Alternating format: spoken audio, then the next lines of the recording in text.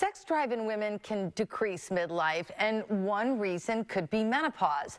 Joining us now for World Menopause Day is menopause and women's health specialist and the author of Unlock Your Menopause Type, Dr. Heather Hirsch. Dr. Hirsch, welcome to Bloom. It's great to see you. So excited to be here. Yeah, so this is such a great subject because it's one that women suffer in silence with. They start to go into menopause and their sex life takes a nosedive, and it really doesn't have to.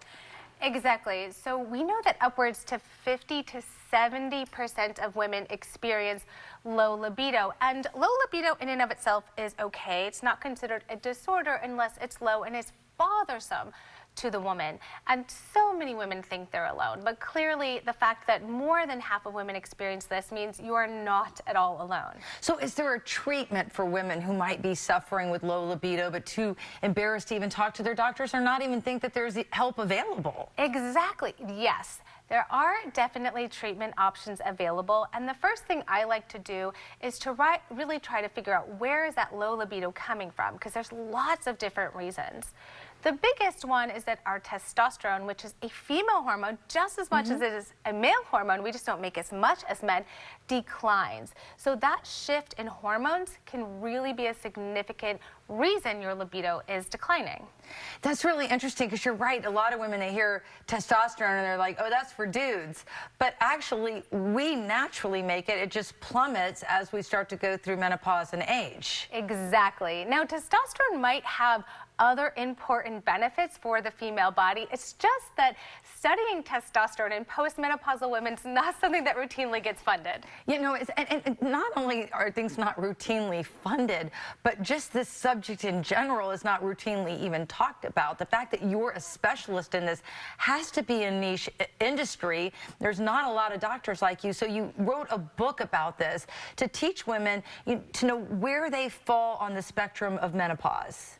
Exactly, and knowing what menopause type you have can really help to better identify how to talk to your doctor, what to prioritize, and really best how to treat you, libido included in that. So are there treatments for a woman who's dealing with a nosedive of sexual, libido and just wanting to have sex? Yes, exactly. So the first thing that I actually talk to my patients about is how much do you think about sex? Now, if their libido is low, it's probably not very much. But there's something called neuroplasticity of our brain. And just like if we don't use a muscle, we lose it, the same thing about thinking about sexual fantasies. So the first thing I tell them to do is go pick up an old school romance novel. Do you remember when 21 Shades of Grey was really popular? Yes, yes. Everyone was memeing how everyone was really in the mood. And there's a reason for that. We're thinking about it again. So the first thing is, have you been reading, thinking, flirting with your partner?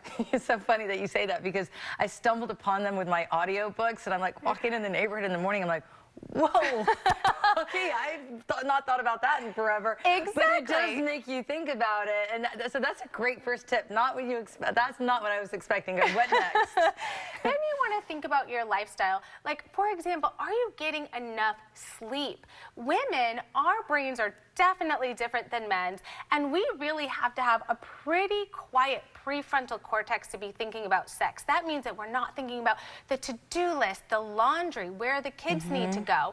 And that's really hard to quiet down in midlife in general as our hormones change. And even if something simple like you're not sleeping, it can make you just put it really low on the priority list. Okay, and number 3?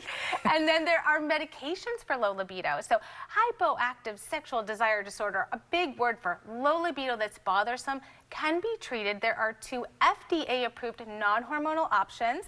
Now you have to talk to your doctor about those. And there's also a non-FDA-approved option, which is topical testosterone, which is something that NAMS, the Menopause Society, does recommend for postmenopausal women with low testosterone and low libido. Now, are these 2 FDA-approved medical treatments, are they like Viagra for guys? I mean, how do they work? They work a little differently. So Viagra works by increasing blood flow to the penis. Right. For women, it's a little different. It's actually helping our brains increase reward and sexual fantasies. So both of them work by increasing dopamine, which again gives us that reward, seeking out sex, which really helps us get in the mood. Now, do you find out these things because a lot of women are like, how can I empower myself? Because most doctors are not talking about this. So do they need blood tests? Like, how do you figure out where you stand and what you need? Or could it just be a candid conversation with your doctor? Oh, we can absolutely start with a candid conversation. I think that's really the gateway into talking about your sexual health, because it is definitely very personal and sensitive, but there's also blood work that should be done just to rule out, make sure there's not another thyroid problem, some other kind of vitamin or deficiency that could be causing you to not feel well. And then you can check your sex hormones as well to see if that testosterone is low.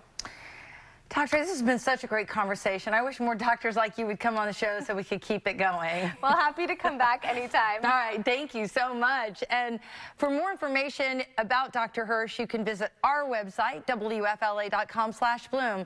Don't go anywhere. Bloom will be right back.